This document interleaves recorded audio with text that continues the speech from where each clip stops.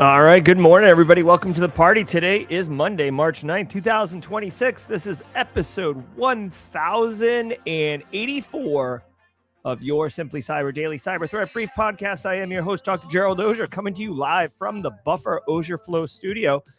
And if you're looking to stay current on the top cybersecurity news stories while getting insights and analysis of those stories, having acronyms spelled out, and doing it all alongside an amazing, inclusive, supportive cybersecurity professional community, well then, my friend, settle in because you're in the right place. We're off and running on this beautiful Monday morning.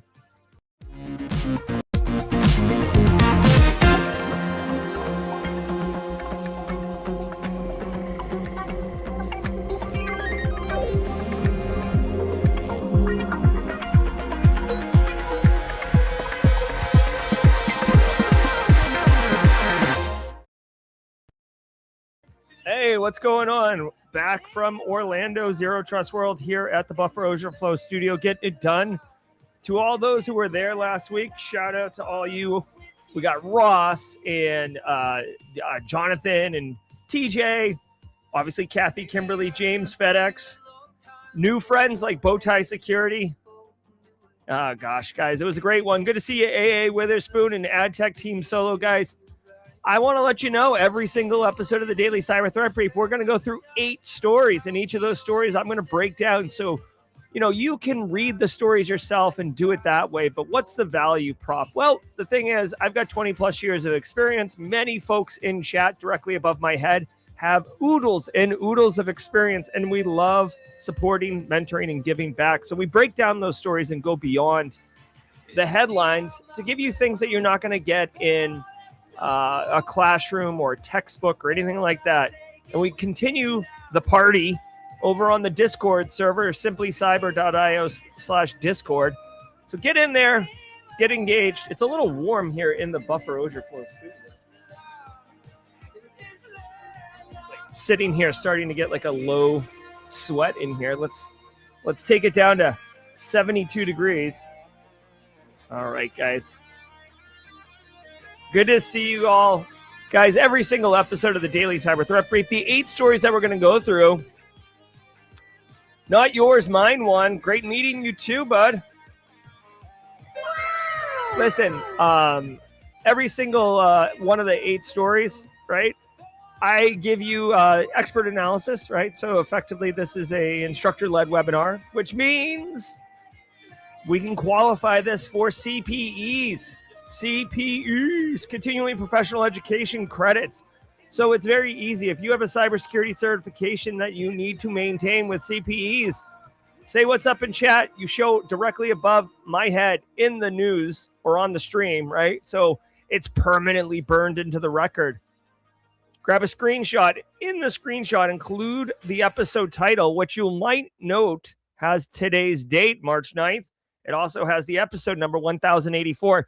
This is what we like to call in the auditing biz a unique identifier, a piece of forensically sound evidence, and therefore perfect.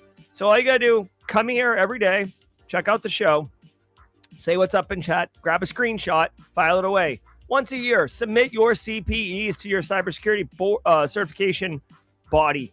And then if they ask, hey, wait a minute, what is this Daily Cyber Threat Brief that you put 100 CPEs for? I don't believe you. You can simply send the screenshots and say, if there'll be anything else, you can take it up with my assistant.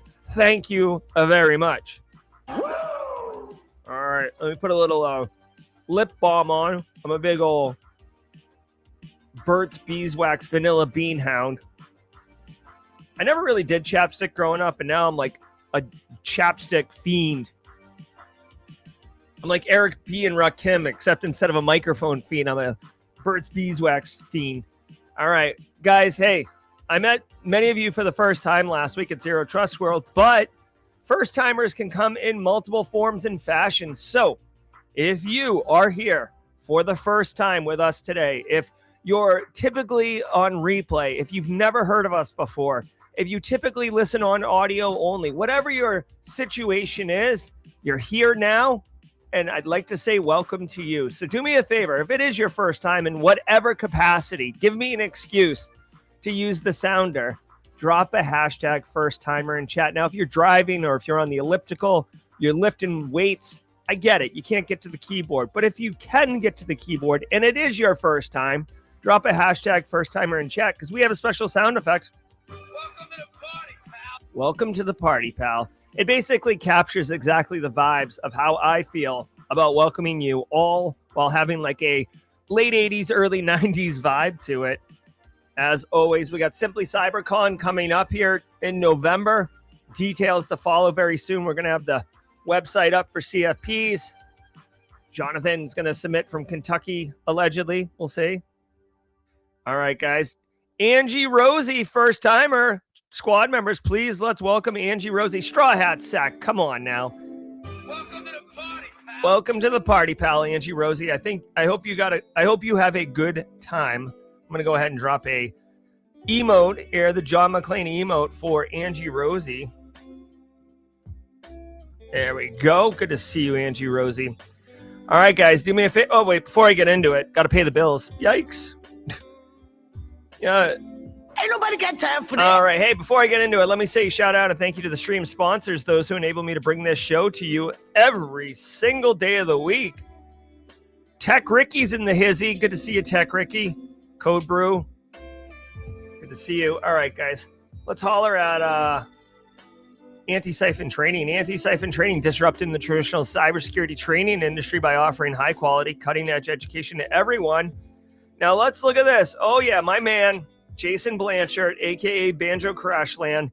This is a very popular one. If you guys have not been to this one, Jason Blanchard, he hosts this from time to time, and it's called Job Hunt Like a Hacker. It is a interactive 6-hour workshop for free.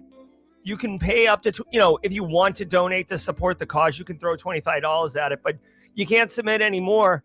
And it's 6 hours. Listen, if you are looking for a job right now and you're looking for some innovative, interesting ways to find a job in 2026, Jason can help you.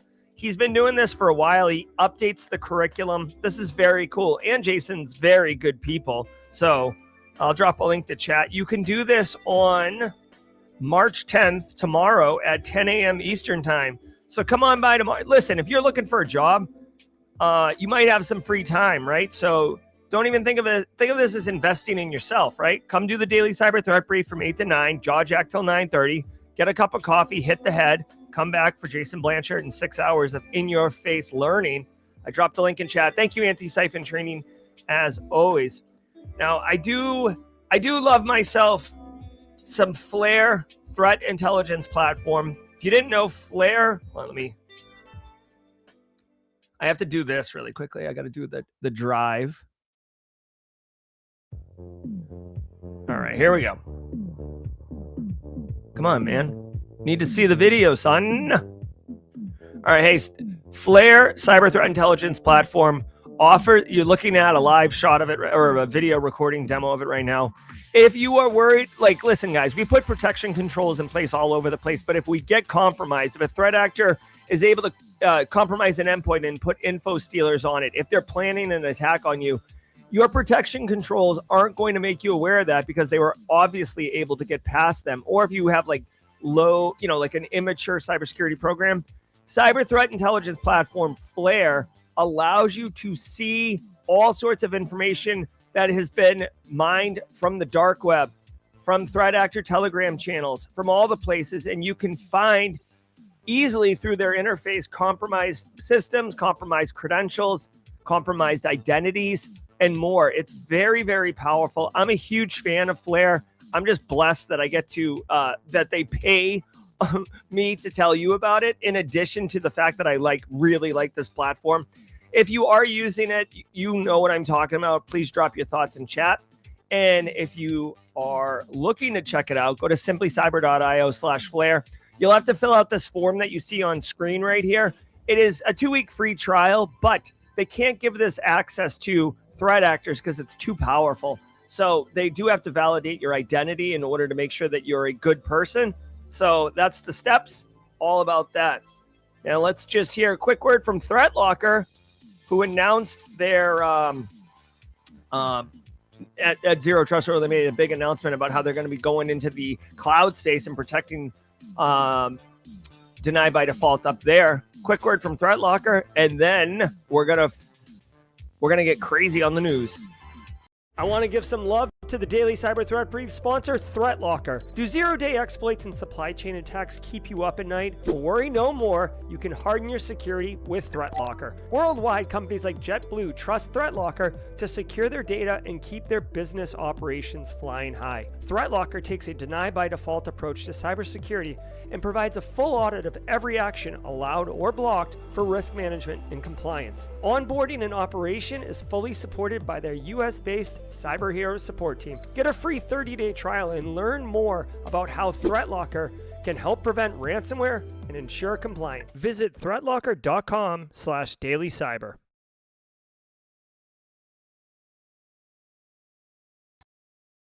All right. We're about ready to go. And Paul Savage, if you're looking for the Discord, you can do !Discord in chat, and the little AI bot here will. Shall we play a game? See, there you go, Paul. He drops a little link for us. Hello, Olyuska Ocean. All right, guys, do me a favor. Everybody knows the drill. Angie Rosie, you are new here as a first timer, so let me introduce you to a little thing that we like to do. Angie Rosie, I need you to sit back, relax, and just let the cool sounds of the hot news wash over you in an awesome wave. I will see you at the mid-roll.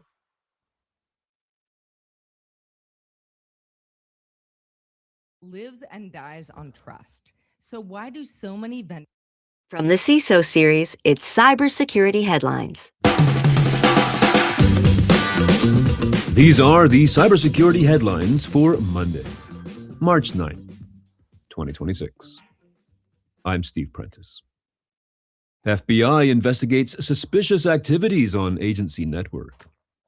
This investigation focuses on a cybersecurity breach suffered by the Digital Collection System Network, which is, quote, connected to the agency's wiretaps, pen register surveillance tools, and other intelligence collection systems used in criminal and national security investigations, end quote. The incident occurred on February 17th and was discovered after irregular network behavior was witnessed. A letter to Congress from the FBI, quote, allegedly claimed that the threat actors gained entry through an internet service provider that served as a vendor to the agency, end quote. Over 100 GitHub repositories. All right, so this is not bad. First of all, I do want to point out that this is considered an unclassified system, which makes sense. I mean, if this was a classified system and there was, here's my opinion, okay? If this was a classified system, this wouldn't be in the news, okay? Like, they wouldn't announce that there was tampering or a threat actor inside of a classified system, because that's a concern of national security, right? So by default, it's kind of obvious it's an unclassed system. All right, so the FBI has a system. I've never heard of pen surveillance, right? But I certainly have heard of wiretaps and intelligence collection systems. There isn't much information here. They do talk about DHS and NSA being involved in the incident. Effectively, what this sounds like is the FBI has a real problem, and they're calling in friends and family who have the skills to help, basically investigate this situation. It's no different than, like, your printer breaks or whatever, and you call your cousin to come over and help you fix it because they're really good with IT or they do computers. Obviously, I wouldn't think that. I'm sure you saw the news this weekend that DHS has a leadership change. So to me, this is much more the rank and file getting called in to help with this stuff, not so much leadership. So we'll see. Let's see what else is in here. Of course, it does hold sensitive information, surveillance information, etc. Okay, another interesting thing, they don't say it's China, but they do say it came through a third-party ISP. In 2024, China, I don't even think it's allegedly, I think it's been confirmed, China attacked US-based telecommunication providers, like the top 9, your Verizon, AT&T, T-Mobile, Sprint, and a couple others I never heard of. But anyways, it is possible that this was the vector that they went through, but it's unknown, right? And again, like when China gets into your ISPs, short of removing or replacing the hardware, you're not going to be entirely sure you got them out. This has got a lot of concern to me about, like this is concerning, but there's not much information on the story other than it's all hands on deck and people are getting after it. Suspicious activities is a very nebulous statement. Like seeing brute force login attempts that don't succeed is suspicious. Seeing someone create a new domain admin account on a domain controller is also suspicious. And those are two wildly different, vectors of concern. So like for me and you, there's no like real, I don't want to say no real information, but like there's nothing for us to do here. The only thing oh my God, bro, trying to get my Discord sorted out. The only thing I can think of really for you guys, again, I like to provide additional value and insight that goes beyond. The only thing I can really give you is this is a third-party risk issue. They came in through the ISP. Even if that ISP is absolutely appropriate access and they're supposed to be get there, it's a tough risk to manage basically. So that's it. Quick note, Justin Gold jumping in mod chat says a pen register is a surveillance tool used to record real-time non-content metadata, like a phone number dialed or an IP address or routing information. Okay, so it's metadata. All right, thanks. Distributing BoryptGrab stealer. This malware, spelt BoryptGrab, can, quote, harvest browser and cryptocurrency wallet data along with system information and user files, and can assist in command and control communication. Researchers at Trend Micro have now revealed the existence of, quote, multiple zip archives masquerading as free software tools that have been distributed since late 2025 through the GitHub repositories, end quote. The researchers stated that the BoryptGrab campaign, quote, illustrates an evolving threat ecosystem targeting users through deceptive software downloads and fake GitHub repositories, showing an increasing level of engineering sophistication, end quote. All right. So, when I hear BoryptGrab stealer, it makes me think of Borat. My crypto, great success. Yes. All right. It has nothing to do with Borat, but I wanted to share that with you because that's what it made me think of. All right. So, okay. GitHub repos are distributing the stealer.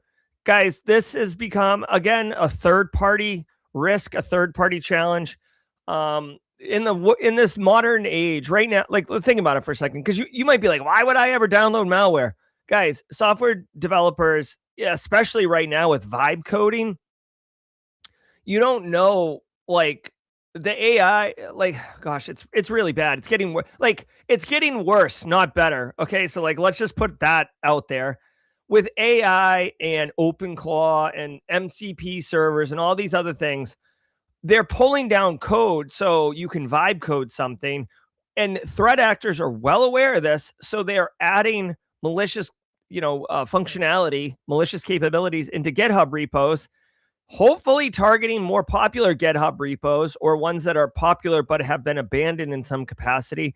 And they're sticking crypto stealers and other kind of info stealers in there, and they're getting baked into software.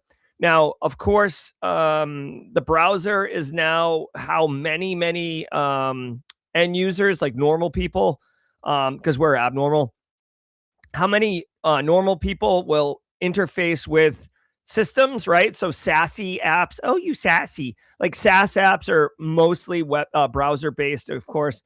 And you can see this BoryptGrab harvests browser and crypto wallet data. The stealer can drop a backdoor dubbed Tunnish client, so TUNNESSH, and uses SSH for C2. Let's see. All right. The binaries have Russian language comments. So if you see that in your source code and you're not Russian or you read Cyrillic, you may want to check that out. All right. Let's see what else we got. DLL side loading. All right. How's this thing infect you? By the way, just because a GitHub repo has malware functionality doesn't mean like if you go to GitHub and look at the page, you get infected. Like you have to incorporate the malicious code into your system or into your application or something, or run it locally. So just so everybody's on the same page here. It collects data from desktop crypto wallet apps and browser extensions. Takes screenshots, collect files. Yeah, this is like a full featured gonna own you kind of thing. All right. It can even take Discord tokens. That's not good. All right, so the deal here is, what are the IOCs besides well, they don't have IOCs. Oh, dude, this isn't even real GitHub repos. These are fake GitHub repos that are being how do you fall for a fake GitHub repo, bro? Dude, this is so new. You can't even I typed in BoryptGrab campaign and Google thought I was saying crypto. All right. Attackers use SEO to place malicious GitHub repos high in search results for popular software as Valorant, FPS, Booster, VoiceMod Pro, Call of Duty, Black Ops 6, Aimbot. I see you, you cheaters. All right. Now that I have the deets on this one, here's the reality, guys. Okay. This malicious campaign, once it runs on your computer, you're kind of owned, right? Your crypto stuff, your credentials, system information, Telegram, Discord tokens, all that stuff, right? So here's the deal. Their initial infection, again, I'm big on initial infection, because if you can stop that, the whole thing is stopped, right? Is search engine optimization. So if you're looking for a program or code or some capability, they will show up higher in the search results. And in some instances, AI will even recommend it. All right. So when you click on it, you go to what looks like a GitHub repo, even though it's not. You should be able to tell by the domain name. And then you pull down code that is malicious, that says it's a aimbot or it's a way to cheat Roblox. And then you basically infect yourself. All right. So that's the deal. You infect yourself. Now they're attacking crypto wallets too, which means I'm going to go ahead and say, like, I don't want to say more advanced users, but like my Aunt Dorothy is not using crypto wallets and stuff like that. So people who are a little bit more savvy and probably able to run Python code on their own machine or run some type of, application to do something, be on the lookout. I will say educate your end users, including, like, you might even want to make it more about, hey, like if you're searching for pirated software or software that hacks other software, just be aware that this is an attack vector, because hopefully you can educate your workforce so they're not doing it themselves, or they're aware that like maybe their kids are doing it. That's a huge demographic, like the 10 to 15-year-old, no money, plays video games a lot and wants things, and that'll infect you. And just as a personal note, just so everybody knows, my 10-year-old is really big into Roblox right now. And on the VR, he's on into like, oh my God, Gorilla Tag in a game called Animal Company. And he will regularly watch YouTube videos of other people playing the game. And then they have like hacks and mods that allow them to do things like infinite money glitch and go through walls, clipping and stuff like that. And he is begging me to go on Discord to download files to then map onto his VR headset so he can like hack games. And I'm like, absolutely not, dude. He's like, the YouTube video did it. I'm like, bro, you are absolutely going to get pwned. And there's no way I'm having a device on my network owned by somebody other than someone in this family. So anyways, TLDR, education is paramount. But, obviously if you have EDR solutions, look for weird outbound SSH channels, because that would be C2 for this particular threat actor. Hackers abuse .arpa DNS and IPv6 to evade phishing defenses. The .arpa domain is a special top-level domain reserved for internet infrastructure rather than normal websites. It is used for reverse DNS lookups, which allow systems to map an IP address back to a hostname. Researchers at Infoblox described a campaign that uses the IP6.ARPA reverse DNS TLD to essentially point to faked IPv6 addresses owned by the threat actors, who can then, quote, abuse the reverse DNS zone for the IP range by configuring additional DNS records for phishing sites, end quote. A link to a more detailed description of this technique is available in the show notes to this episode. All right. So I don't know who had IPv6 on their bingo card this morning, but welcome to the party, pal. Welcome to the party, pal. All right. So first, you're going to get so much value from this story that you might want to go get another tote, because we're going to fill up. I go grocery shopping like every single day. So like I always carry like a tote with me. That's my move. But we're filling the tote up, and you're going to need a backup tote for this story and the value I'm giving you. All right. Threat actors are abusing the .arpa domain. Don't remember. If you didn't know, ARPA is like the research arm of like the US government, kind of. DARPA was the defense research arm, the ones who invented the internet. Thank you very much. That seemed to work out really well. Thank you for the internet. But I didn't know that there's a special TLD for .arpa. And it's reserved for internet infrastructure, not normal websites. And it's used for reverse DNS lookups, which allows you to map an IP address back to a host name. Now, many of us think of DNS as, google.com, and then it translates into some IPv4 address. But apparently .arpa is used to go from an IP address up to a domain name, which allows for abuse, right? Obviously. They show here www.google.com has the IP address 192.168.50.36, and then this long A IPv6 address. So if you do a reverse lookup, and they show dig, which is a popular command line tool, you could show the resolution of that query. Now, how are they abusing it? Let's see. Attackers found that if they reserve their own IPv6 address space, they can abuse the reverse DNS zone for the IP range by configuring additional DNS records for phishing sites. So once they gain control of the DNS zone for that IPv6 range, some DNS management platforms allowed them to configure. Let's see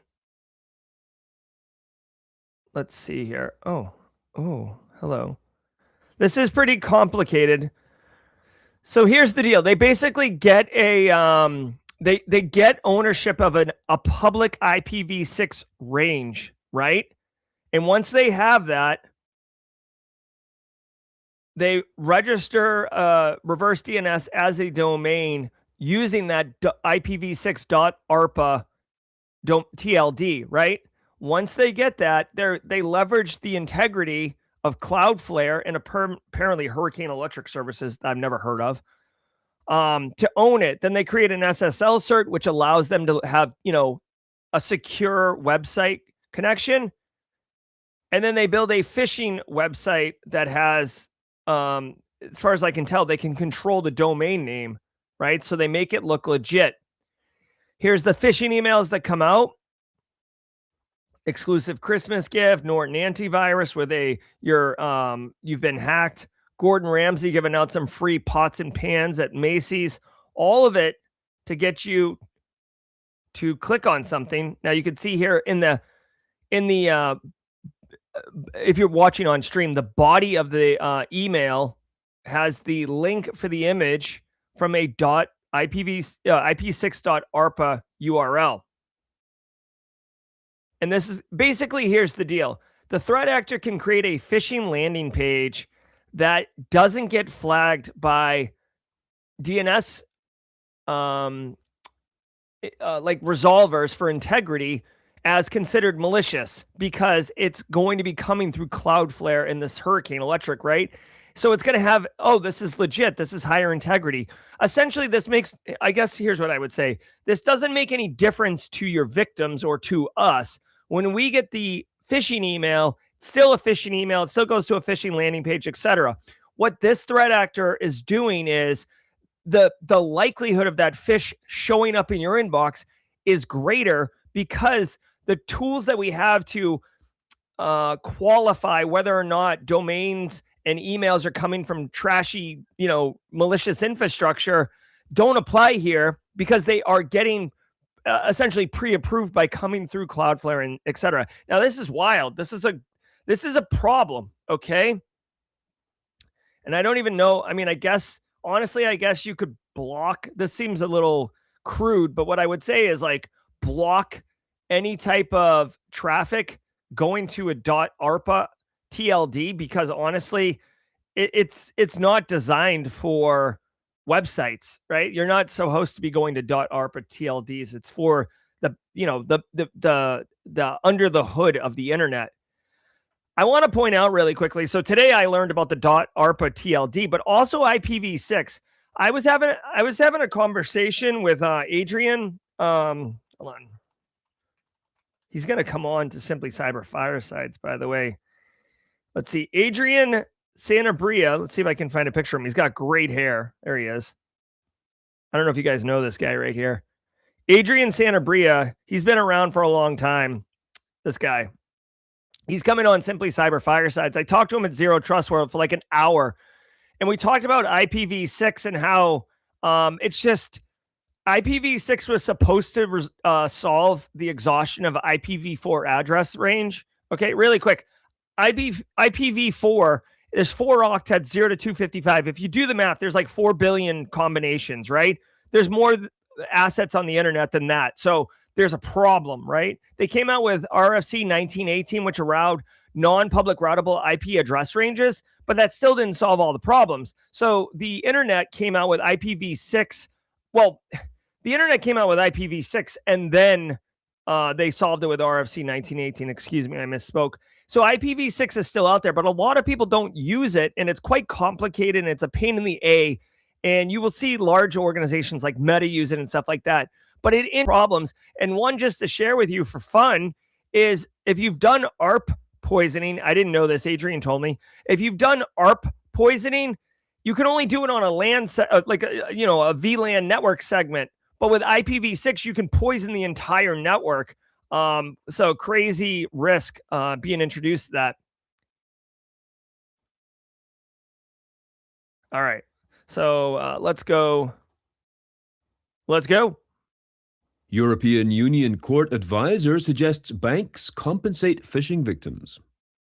The Advocate General of the Court of Justice of the EU, Athanasios Rantos, has made a formal suggestion that banks immediately refund account holders affected by unauthorized transactions, even when the customer has fallen for a phishing scam. This dialogue is based on a specific lawsuit that was issued in Poland against a bank in which a customer had been led to a spoofed auction site and had had money stolen. The bank had initially refused, but Rantos stated that under European Union directives, banks can only do this if they, quote, have reasonable grounds to suspect customer fraud, end quote. This can be reversed, however, if the bank can prove negligence on the part of the customer. To be clear, this is not a European Union Court of Justice ruling, but rather an indication of the direction that the court may take when the matter reaches that stage. All right, you know what?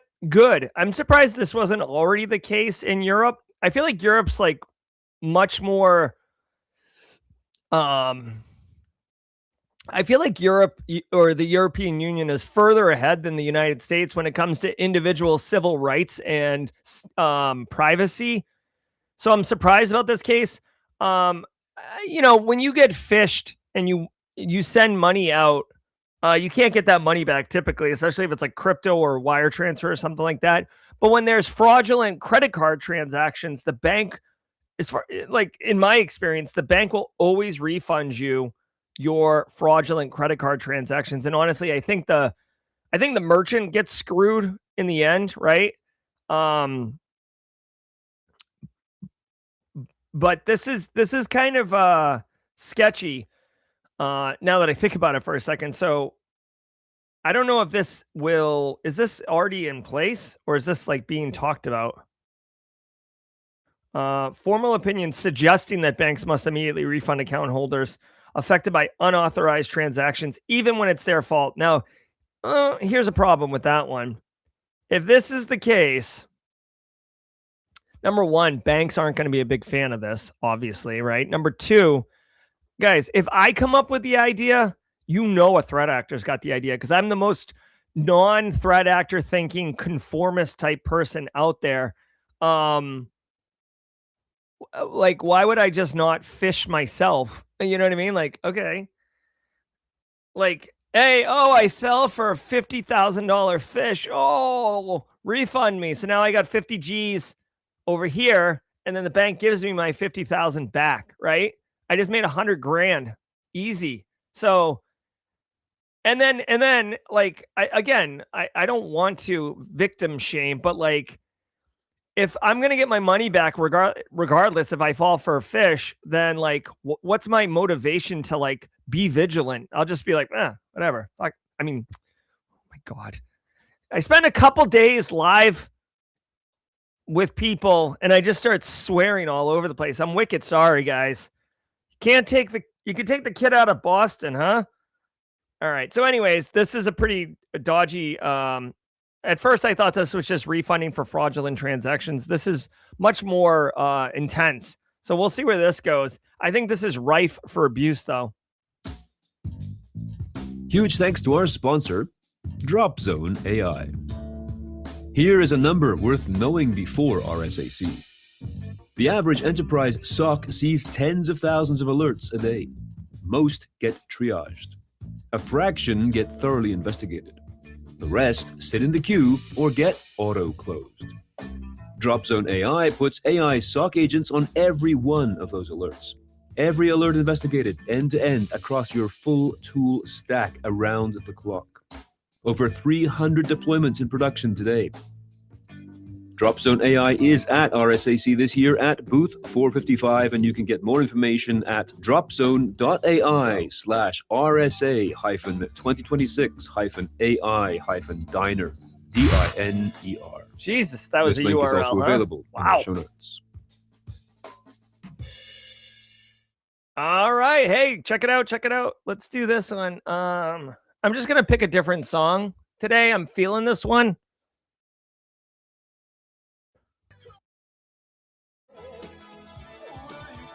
All right, here we go. All right.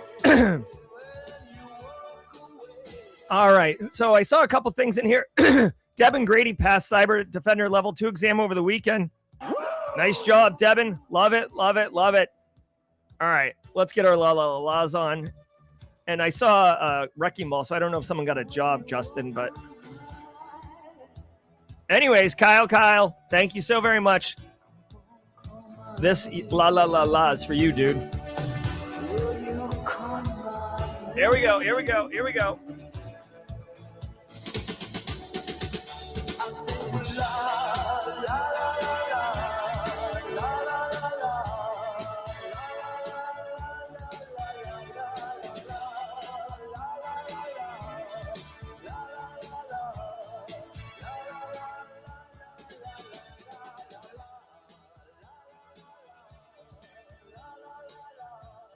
All right. Hey, Kyle, get with me on Discord, please. Just ping me in general, and after the show, I'll get you your Amazon gift card. All right, let's crush the back half of this show. New Jersey County suffers malware attack. Passaic County, one of the largest counties in New Jersey, suffered a cyber attack that disrupted phone lines and IT systems used across government offices. Officials in Passaic recognize that this is just one of several attacks on local governments in New Jersey, noting recent ones in Somerset County, Camden County, Bergen County, the township of Montclair, and the city of Hoboken. North Korea scaling up fake workers. That was a pretty short story. Like, just, dude, dirty Jersey just getting served there. They're like, malware attack in Jersey. Everyone's down. Next story. Bruh. All right. So Dirty Jers is dealing with. By the way, I have a lot of friends from New Jersey. So just to be clear, I know there's a difference between North Jersey and South Jersey. Spent a lot of time in New Brunswick, grease trucks at Princeton before they went away, or Rutgers, excuse me. So, all right. So what are we doing here? Phone lines were down.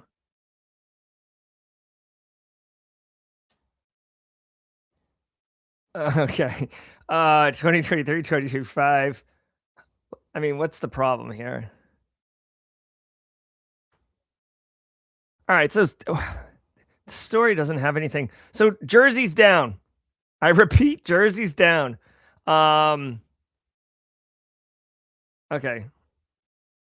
It is interesting that the IT systems are down. That's normal. Phone lines, though, that's kind of unusual. Unless it's all, VoIP or whatever. But 600,000 people in northern Jersey impacted.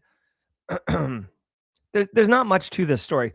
Listen, if you work in state or local municipality, which I know several of you do, you're constantly dealing with making $1 out of 15 cents. I get it. But by default, public sector is nonprofit, right? Like it's not like New Jersey County, Camden County can raise. I mean, they'd have to raise taxes, and that pisses off citizens, right? So they're constantly trying to make it work, and they got taken advantage of. Okay, phone lines are down. Honestly, as a risk professional, when I think, what is the consequences of this? Most people have cell phones, right? So, like businesses could be down, but if you're running on VoIP, as long as you have internet service, you're good. So government offices, obviously you can't call the DMV or whatever. That could be, geez, man, could be problematic, but for the most part, we're good here.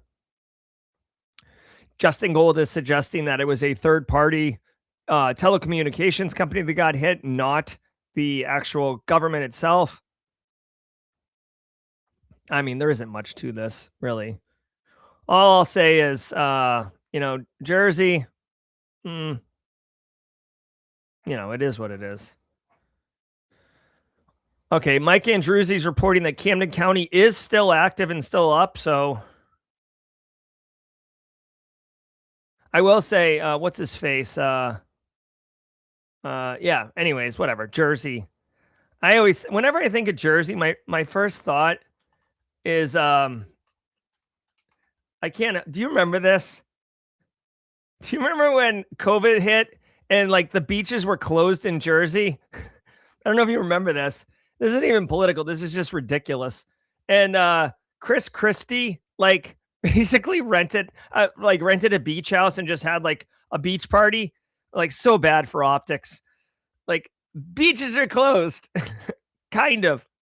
I always remember that one. Like, when I think of Jersey, like, that's what I think of. Schemes with generative AI. A warning from Microsoft Threat Intelligence states that North Korean threat groups are using AI tools to, quote, accelerate and expand the country's long-running scheme to get remote technical workers hired at global companies for longer durations, end quote. A report released Friday calls AI a force multiplier in this pursuit by shortening the time it takes to create digital personas for specific job markets and roles, including impersonations and real-time voice modulation.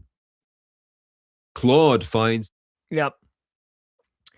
All right. So from a hiring manager HR perspective, North Korea has been, getting all sorts of IT jobs the last couple of years, and now they're using AI to be more effective on getting the jobs, right? So they're using Gen AI to change their voice, and now they can sound like they're from Texas instead of North Korea. They can create a perfect candidate persona very quickly, like basically take the job posting and then use AI to create a perfect candidate, right? So these are all the things. I even heard Adrian from Enterprise Security Weekly, during that conversation I had with him at Zero Trust World, actually told me that the AI audio and voice changing is so effective now that like business, like legit businesses are having like say Indian based call centers. So you know how like you call help desk or whatever, or you call a 1-800 number for help, and sometimes you get an international person, like maybe an Indian person with an Indian accent or whatever, and whatever. I mean, it is what it is. Those call centers are actually now using this software where you can make it sound like the person is from Texas or from Boston or whatever. So this is all capabilities.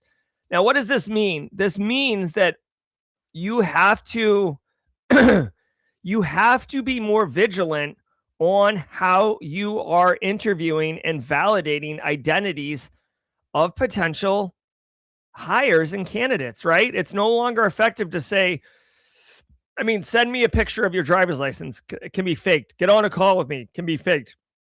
Do a FaceTime. Deep fake could be faked, right? So it's really rough right now.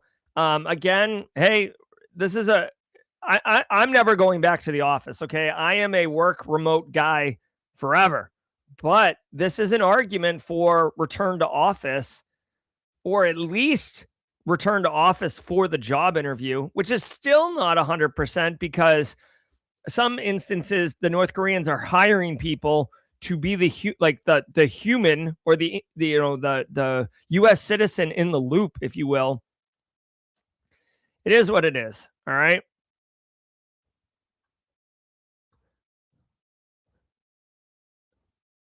I will tell you that this is a very juicy story. Like when I think of educating end users, okay, or educating executives, this one's probably more for the executives in the HR department. If I'm like beep boop beep 0101 next level hack sort, right? Like that is that, even though we think it's cool, right? Oh, that's so hot, right? Oh my gosh. That Hansel's so hot right now. It's so good having the soundboard back, by the way. Listen, HR, CFO, executives, they don't care about stuff like that. They are not nerds. We are nerds, okay? So when there is a story that is dripping with accessibility to general audiences, I am all over it like a fly on a dung pile, all right? This one's perfect. Guy, like AI to change your voice, AI to change your face. It looks like a magic trick. Okay. So it's very interesting to normal people. Like, oh, look at this. I can be Taylor Swift. Oh, look at this. I can sound like DJ B-Sec. Wicka, wicka, wicka, wicka. That's me DJing, by the way. So if I can make myself look like the CEO or make myself sound like the head of HR, right? Like even, of a different gender, right? Like, so I get on the phone and my voice is a woman's voice, for example. That is a very cool magic trick. And then when you say, wasn't that cool? And they're like, yes, that was the coolest. Then you can say threat actors like North Korea are using this exact trick to get hired into businesses. Now you have my attention. Okay. So don't sleep on a job like this. I mean, on a story like this. Okay. By the way, I will say it because I know everyone's thinking about it. I can feel your frustration. It would piss me off too. And I'm sorry that I'm swearing, but it warrants it at this time. If you are looking for a job right now, if you're unemployed and you're in between opportunities or whatever, and you're getting interviews and not getting the job, or you're not getting callbacks when you submit resumes, and then you look at this story and you're like, North Korea's got more IT jobs coming out of the woodwork than anyone. It is incredibly infuriating. It's like, ah. All right. All right. Let's keep cooking. 22 Firefox vulnerabilities. As part of its security partnership with Mozilla, Anthropic said on Friday that it discovered these new security vulnerabilities in the Firefox web browser, with 14 classified as high. The vulnerabilities were discovered using the Claude Opus 4.6 large language model and have been addressed in Firefox 148, released late last month. Anthropic said, quote, the LLM detected a use after free bug in the browser's JavaScript after just 20 minutes of exploration, which was then validated by a human researcher in a virtualized environment to rule out the possibility of a false positive, end quote. All right. So a win for us, by the way. So Anthropic, which is the mother company of Claude Opus 4.6 is the newest, so hot right now model. That Hansel's so hot right now. Shall we play a game? Found 22 vulns, including a couple, I mean, they're all 0 days, I suppose, but like a couple like serious ones in Mozilla Firefox, right? So this is a browser tons of people use. This is cool. Now, this use case is phenomenal. A human researcher may or may not have found these. How long did it say it took them? The word hour is in there. 20 minutes. So Claude was finding, this is sick, dude. Claude was finding more than one vulnerability, more than 1 0 day, effectively, a minute. 22 vulns in 20 minutes, okay? I mean, it says just 20 minutes. So I don't know if they timed it or not, but basically a vuln a minute is insane. I don't know about you guys. I have no CVEs to my name. If you gave me the Mozilla source code, I'm not sure I could find one, or certainly not find one quickly. So this is super awesome, right? If you're a security researcher, this could be a good way to like level up. If you're trying to get a CV to your name, this could be a cool way to do it. If you're a software engineer or you make code, you write software, you know, adding AI as part of the unit testing phase is very cool, right? Now, I do want to point, I don't know why my voice is so messed up. I do want to point out the, it did cost $4,000 in API credits. So don't think that this is trivial. All right. Now, of the 22 that were found, Claude was only able to exploit like only 2 of the vulnerabilities could have been weaponized to be exploitable. Okay. So not all vulns can be exploited. $4,000 is a lot to me, but if you're a nation state threat actor or you're a cyber criminal enterprise where, you know, you're selling exploits, right? Go read this book. I'm going to simplycyber.io/books, which is my library, maintained by Christina Paulika, aka the librarian, who I haven't seen Christina in the community in a while, so I hope everything's good there. But check this out. How They Tell Me the World Ends. I'm almost positive this is the book. This book by Nicole Pelroth is phenomenal. And it goes into a little, see how it says the cyber weapons arm race? Cyber weapons arm race. Cyber weapons are tools that can exploit vulnerabilities, okay?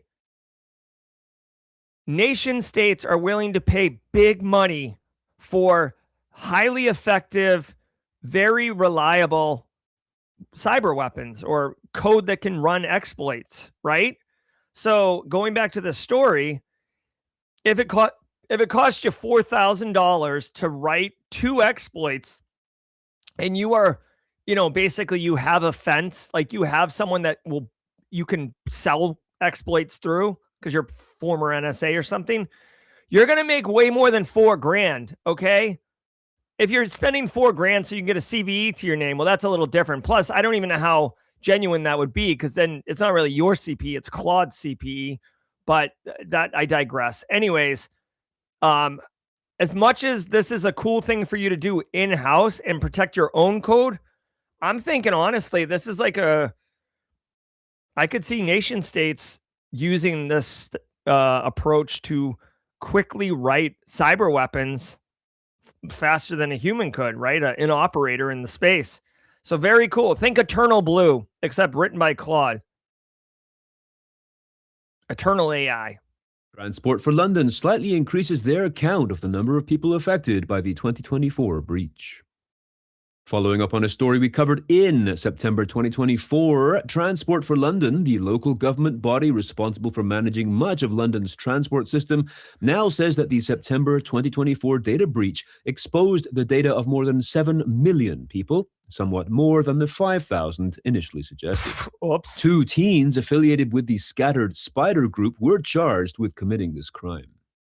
The discrepancy in these numbers was not an error, but reflected Transport for London placing priority on 5,000 customers whose digital pass cards, known as the Oyster card, may have been breached, potentially leading to banking information. Do you want to know? All right, so the old Jerry would dunk on this company here, but I'm a much more refined. I'm the gentleman hacker now, right? If you've seen my the commercial I made with my kids a couple years ago. Here, I'll just I'm the distinguished hacker. So this is me in modern times where I'm less judgy about companies. Okay. So, anyways, Transport of London initially said 5,000 people impacted. After review, it's 7 million. Obviously, this is ridiculously initially undervaluing what it was. Now, their argument was that 5,000 people were compromised, had their financials compromised, so that's why they did this. I'm going to call shenanigans on this one, because if you knew 5,000 people had their data compromised out of 7 million, so you were prioritizing them, you could still say 7 million, bruh, and then, highlight that of the 7 million, only 5,000 were impacted. So I'm not going to let them off the hook right away. I will say, in the world of IR, it is really, really hard. Think about this for a second. You are at work and you're dealing with an active incident. You've got a threat actor in the environment, data's being exfilled. Every 15 minutes, you've got some suit stepping in, asking you for an update. How many people are compromised? You got lawyers on the phone. How many records? What are we doing? And you take an initial swag, right? You hit Control A, and then you how many files or whatever, right? So sometimes your initial number of compromised accounts isn't accurate, but they want a number. They want a number. They want a number. So you give it to them, and then after you have time to go through these things, then you find out. I also want to point out a real use case, because you might be like, bro, how hard is it to do select star from database table and then count how many records there are, right? It's simple. Just run the query. It is not simple. Let me explain. I have a friend who is at the time, this is last year, but they were going through a massive data breach. Okay. I felt bad for the guy. Okay. And, he was walking funny because he had several executives all the way up his butt. Okay. And I was like, how bad is it? And he's like, I don't even know. He's like, I don't know, because the threat actor stole a bunch of PDFs, and in the PDFs was individual information. I don't want to give the type of information because I don't want to further help figure out who this person was. But anyways, he's like, dude, a PDF could have several people, some people. It could be a document with 1,000 pages, and you can't just hit Control. You can't select star from PDF, right? So he's like, we have to go through and literally count the records on the PDFs. He's like, it's brutal. We've hired temp workers to come in and just literally count so they get the number right. So sometimes it's brutal. Sometimes it's not as simple. So I just want you to, pour a little bit out for the people going through the breaches, trying to figure out these numbers. Now, I will say also that sometimes it's a business like, I don't know, Oracle, who gets breached and absolutely says they're not breached. And then the threat actor releases the data and says they're breached, and Oracle still says they're not breached. And then Microsoft comes out and says Oracle was breached, and Oracle comes out and says we're not breached. And then quietly a month later, Oracle's like, we were breached. You know what I mean? Crap like that happens. But anyways, if you were compromised in this London-based attack or whatever, it sucks, and you're going to get your identity theft protection and move on. Okay. All right, let's do this.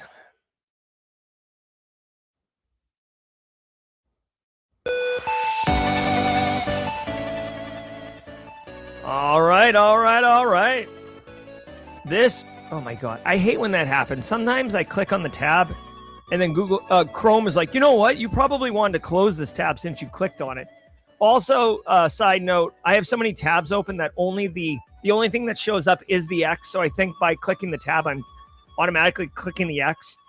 All right, guys, this was Simply Cyber's Daily Cyber Threat Brief. You were here at Angie Rosie was our first timer, and she's not showing up on the, like when I'm trying to do her @ name. So I guess she left.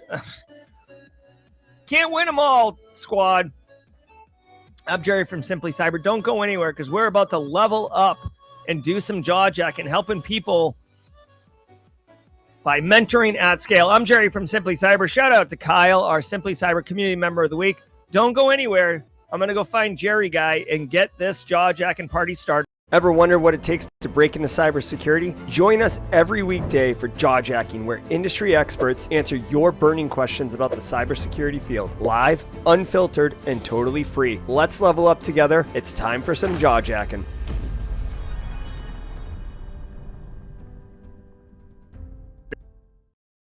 All right, what's up, everybody? Welcome to the party. This is Jerry Guy coming at you live from the Buffer Auger Flow studio, hot off the trail of the Simply Cyber Daily Cyber Threat Brief, hosted by that nerd, Dr. Gerald Auger. Oh my God, bro. But for real, my name's Jerry. I've got 20 plus years of experience, and I would love to help you. If you have a question, put it in chat with a Q. Chances are other people have the same question also. I'm here to help. I'm here to answer questions. I'm here to cut through the crap and give you value and give you what you need. So put a Q in the front. We'll answer them. Yeah, daylight savings time. My kid loves it because now he can ride his bike until like 8:30 at night. My kid also hates it because he went to school in the dark today. Thank you, Space Tacos. Space Tacos, always the voice of positivity and optimism. All right, guys, what's cracking? I'm super pumped going to RSA in a few weeks. I do want to say, like in classic nerd fashion, Straw Hat Sex says she is here. Well, hi, Angie. Angie, I hope you enjoyed the show. This is another show that we do. Double shot. Pow, pow, pew, pew. Hey, so in classic fashion, whenever I come back from a show like Zero Trust World, I do a debrief. This is so nerdy, but whatever. I do a debrief on what went well and what didn't go well as far as like production goes, okay? And based on all that, I went on Amazon and I bought a bunch of stuff. It's not crap. I bought a bunch of stuff that will help me be better, have a better show, set up faster, break down quicker. And I want to shout out to James McQuiggan at 35,000 feet. James, like when we're setting up the studio and plugging all the things in, my computer, my laptop is just like ground zero for a bunch of crap. He said, why don't you get a hub and do something with it? So I did a bunch of research online, but now I've got this really cool, I hope it works out. There's a bunch of USB Cs and then 3 high-speed data transfer USB As. I've got the SD card, double HDMI. Anyways, my plan is when I go on travel, everything can plug into this, and then I just have like, one plug for my laptop, so it's easier to set up and break down. I'm super pumped about that. And I know it's obvious. Oh, laptop hub, obviously. But yeah, like, it wasn't broke before, so I wasn't trying to fix it. All right, I'm hoping that some questions have queued up at this point, so let me go ahead and find the questions here. All right, I'm scrolling through chat right now. Bear with me. All right. A lot of good chat in here. People talking about the book. This is How They Tell Me the World Ends. Phenomenal book. Go check it out for real. Good morning, Dream Logic. Good to see you. Tech Ricky, good to see you. I was talking about Tech Ricky at Zero Trust World in a good way, Tech Ricky. Hope everything's well with you. All right. I'm almost caught up here on chat. All right. And all right. Rob Cooper's in chat. Good to see you, Rob. TJ's in chat. Deb and Grady's got to drop for work. Good morning, Kimberly Can Fix It. Shout out to Kimberly Can Fix It. Working the mixing board last week. Killing it. All right. Nico's first question. What brand hub is that? This is the box. It's not necessarily a good brand or a bad brand. I haven't heard of it. Here's my thing. I had very specific needs, okay? For some reason, they don't make a lot of hubs with USB-C out. So I needed USB-C out, and I only got 2 here.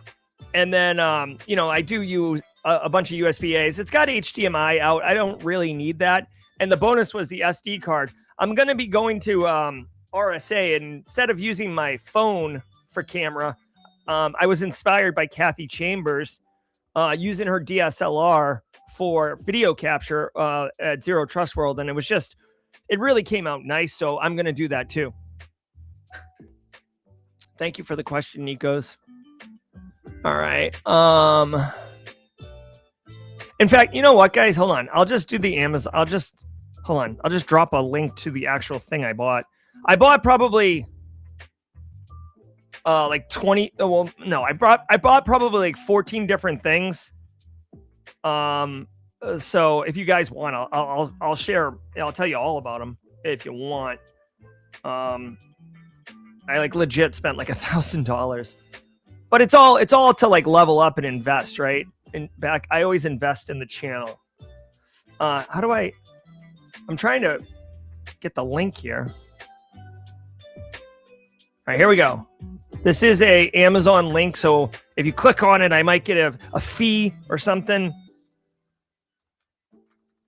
I don't know. I'll tell you what, my Amazon affiliate account, I get an email from Amazon every month, and every month it says, you didn't make any money. So, of course, I don't even care. I'm not like, I just set it up to set it up, but I don't pump it. I'm not like, oh, let's do affiliate marketing. All right, where did James McQuiggan get the mini hub? Looks useful. I don't know what hub James McQuiggan uses. Who wants to give me some cyber tips about my Protect on Discord when y'all got some time? Oh, my project on Discord. I'm sorry. Richard Duff, who is a Western Australia guy, at Richard Duff. At Richard Duff. Hey, if anyone wants to collaborate, Richard Duff, can you share in chat a little bit more like about what your project is? That way people, like, is it about AI? Is it about software? Is it about MFA bypass? Like, what's it about? Someone needs to know so they can determine if they want to play. All right, I'm graduating next week with my associates in cyber, Mad Max. And he's wondering how much weight degrees actually carry from associate to master's in terms of career advancement, hireability, etc. All right, great question. So this is my own opinion, and people in chat, if you have hired or if you've seen this, please share your experience so Mad Max can get a consensus and not just my opinion. So for me, an associate's is good. A bachelor's is good. A master's, to me, a master's means like you're more likely to get a management job, right? A lot of businesses will gate like, manager, director type roles to people with master's degrees. So that's not an always thing, but in larger companies, it is. If you work in a small business, like it's just like to get the work done. They don't care. I will say that you don't need degrees to work in cyber, but they certainly don't hurt. When you're going through a degree program, you should absolutely take advantage of the relationship building. Get to know your faculty, get to know your peers in your course. You don't know where those relationships could go, but you've got an obvious icebreaker. They are working with you. Plus, like, here's the thing. I teach at the Citadel Military College. It doesn't happen all the time, But if I have a student of mine that is just hyper engaged, putting the work in, learning, asking the right questions, I will refer that student to people that I know who are looking for interns.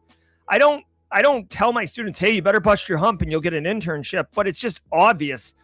So make sure that if you really want to, make sure that you're applying yourself, because you never know who's watching.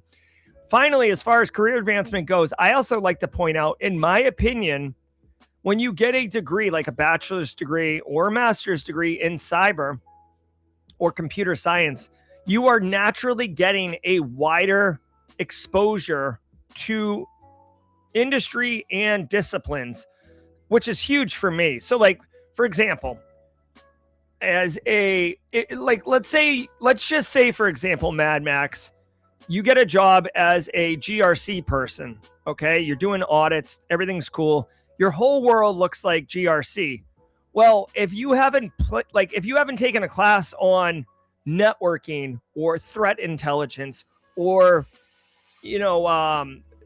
Windows environments, right? Not that there's a class on that, but my thing is, like, your experience and your perspective is very narrow, and everything is kind of within the lens of that. When you get a degree, you get exposed to other topics, which makes you better professional in general. I will say, finally, that if someone has 5 years of experience in a CISSP and someone just has a bachelor's degree, like, the bachelor's degree does not trump the 5 years of experience in CISSP. In fact, the 5 years of experience in CISSP is probably going to get weighted heavier than the degree, just to be real. Good question. Space Tacos, what's your most favorite part of the con last week? Then what was something new that you learned? Okay. Well, something new I learned was about that IPv6 ARP poisoning situation that Adrian talked to me about.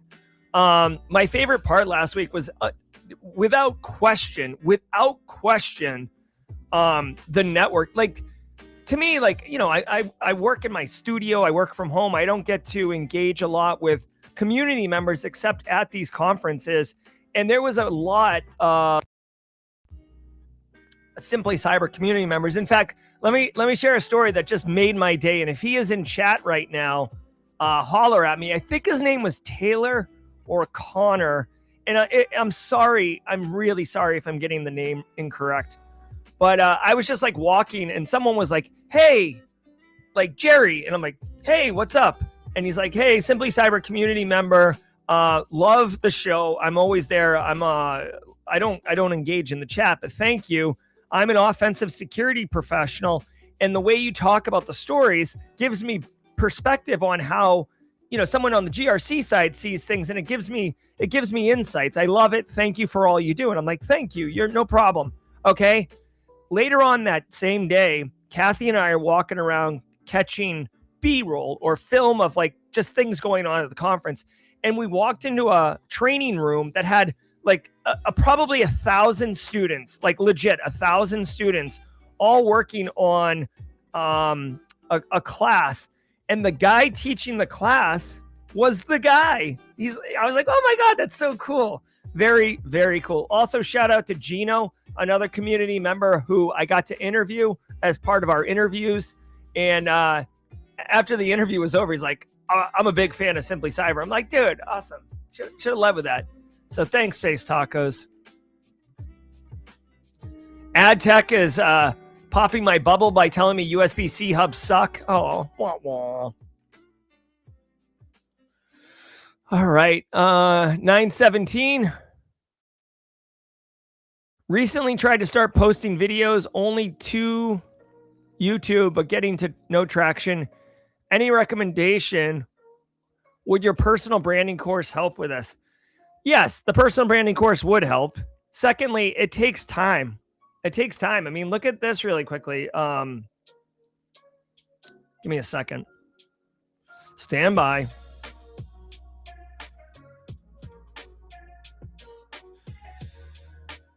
I mean, I launched a new YouTube channel in January for KairoSec, right? It's me. This is me and Tyler Ramsby, okay? And look at We've released 1, 2, 3, 4, 5 videos.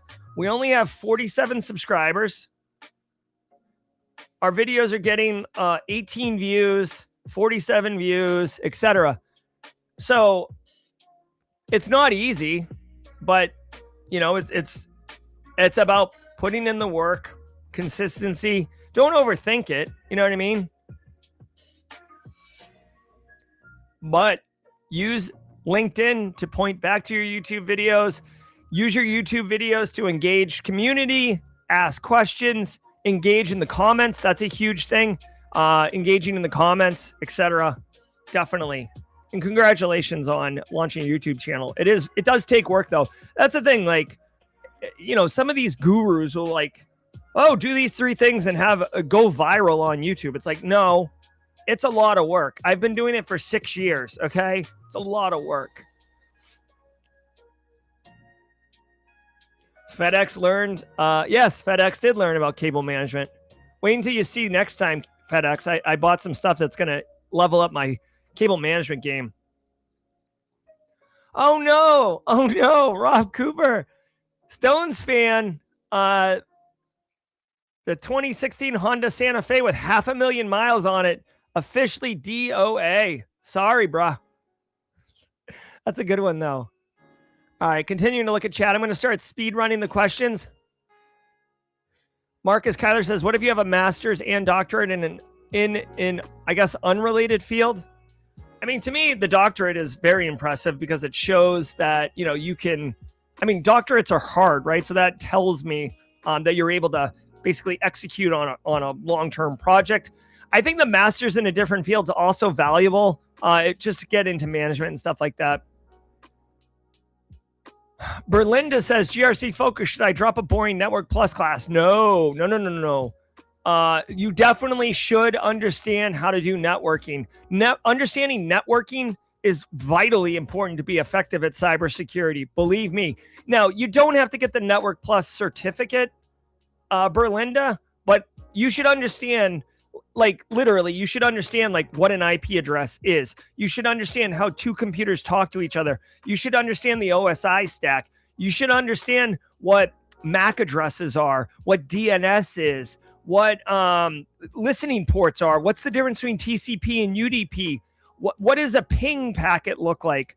Like, all these things. Definitely. You want to know those for GRC. All right, Michael Fink, any tips on getting a clearance as a civilian in the DMV area since most jobs require that? No, not tips. You can't get one. You have to be sponsored by an employer. You can't just go get one, as far as I know, unless they change the rules on that one. Simply CyberCon, yeah. So Justin Gold is working on that right now. I'm going to schedule time with Justin. He's finding this out right now also. I'm going to schedule time with Justin and we can do a share screen. I want to get the CFP open and I want to get the registration open and I want to get the website updated. That's a goal for this week. Where's the CFP? It will be open. JROG 404. My man, Jonathan, Kentucky. Listen, it is coming. We're going to have it up by the end of the week, okay? Jerry, would you like to explore cyber defense works with Grandpa DT? Dream Logic, I don't know what that means. I'm sorry. Can you qualify this? Looking here. Roswell, UK, it is daylight savings time in the United States. So, yeah, I think we started an hour late. All right. Looking at chats with a Q here. Hey, listen. I would love to get rid of daylight savings time. I am not a fan. Okay, let's keep going here. All right, here we go. Stones fan with the gifted subs. Oh, hey, you know what? It is March. We still got how many people in chat? 296. Allow me. Let's give out some membership gifts. Holla. There we go. There's 5 folks joining the squad. Slinging Sixer, Shinadum, my man Stone Sin. Oh, he didn't get one. He was just commenting. Psycho Sin, a Jackass and a Dragon, and Bry Free. Welcome to the squad, guys. All right, let's keep cooking here.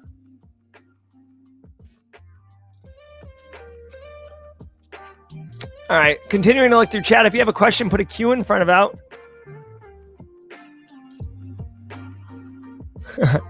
All right.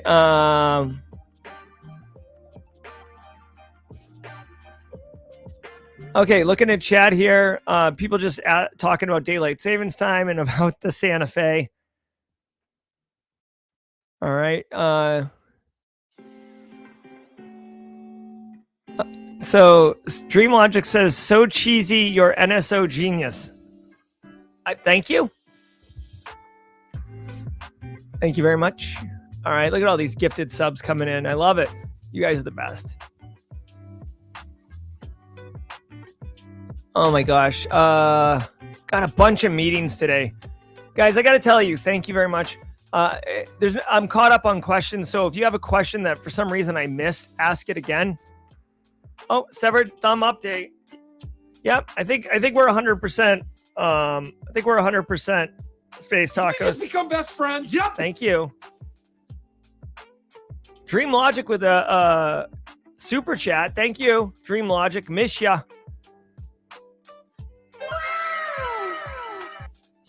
You going to do a part 2 or follow up to the Claude follow up? Maybe. I will tell you, I've actually, I'm very fortunate. I'll be speaking at Deadwood. Okay. Like they emailed me on last week and asked and invited me. I think it's either because I've keynoted or because I won the Rita Award a couple years ago. I don't know, but like, I'm very fortunate that I don't have to submit to Wild West Hackin' Fest CFP. I just get to go talk. And I was talking to, I think, James McQuiggan and Kathy Chambers over dinner one night, and I got inspired. So I'm going to give a talk at Wild West Hackin' Fest this year, and it's going to be like using AI to get a job. And that Claude Code trick I made a video for will be part of it. And I'm going to do 4 different things, like in progressively more complicated, cool. And the thing I did with AI in that produced video will be number 2. So there's going to be 2 more things that are even cooler. And if you're wondering, what is this guy talking about? Let me show you, because this kind of like went viral. I released a video last week. This one right here. LinkedIn can't stop this. Okay. And it like legit like blew up. Look at this. I've got 695 likes, which is a lot. 34,000 views. So let me share this with you. People really got value from this. It's basically using Claude Code to not just find a job, but like figure out who in your professional network can give you the most, the greatest chance of getting that job. So LinkedIn can't stop this. I'm a big fan of that. All right.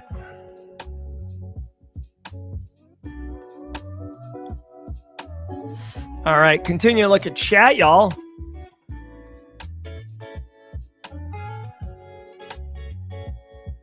Kathy Chambers. Yep, you speak to Kathy, you get inspired, period.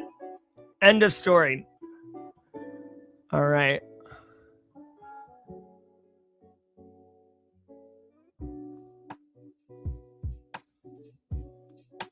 A Claude workshop. Oh, yeah. Oh, hey, speaking of workshops, I got 2 updates for everybody. Number 1, tomorrow, we have a special event. So once a month, we are doing these workshops, these skill streams. They're 1-hour live skill streams. So this is tomorrow at 1 p.m. Eastern time. Christophe Limpelaire from Cyber is going to be teaching you in 1 hour how to do privilege escalation in AWS. So he's going to show you how to do it, and then he's going to show you how to defend from it. And this is tomorrow on Simply Cyber's YouTube channel. Okay, so let me back up here. I'm going to drop a link to it. Watch this. Bruh. Right here, Christoph. This guy is awesome at AWS hacking. If you want to learn how to do privilege escalation, attack, and then defense, come on by tomorrow at 1 p.m. So this is the update. That's the update. So we're doing the workshop for 1 hour tomorrow. Now, the other big update, if you guys were paying attention or whatever, I was doing a long 2 to 4 hour workshop over Zoom as part of, service offerings for Simply Cyber. And we did, in January, I did the personal branding one with Mike Miller. In February, we were going to do the ransomware negotiation training with Tim Pappas. And we had to cancel it. So I have made the decision to just end. I'm terminating the workshop series. There's obviously no interest in it. So we'll still do the skills stream, which is the 1 hour live stream. But the workshops, the Zoom workshops, we had workshops planned up through June or July, and I'm canceling all of them because nobody's interested in them. All right, so that's an update for y'all. We're at 9:30. If there's any more questions, holler in chat. Otherwise, I'm going to go get to work because I have so many meetings today. It's redonkulous. Yeah, I got meeting. And all I've had to eat is coffee. All right, guys. I want to say thank you all so very much. Fastest 30 minutes in cybersecurity is jaw-jacking. Yeah, exactly, Justin. We were doing workshops, and now we're not. We're canceling them. So, all right, guys. I want to say thank you, everybody. Have a wonderful day, and I will see you tomorrow at 8 a.m. Eastern Time for the Daily Cyber Threat Brief. I'm Jerry. You're awesome. Until next time, stay secure.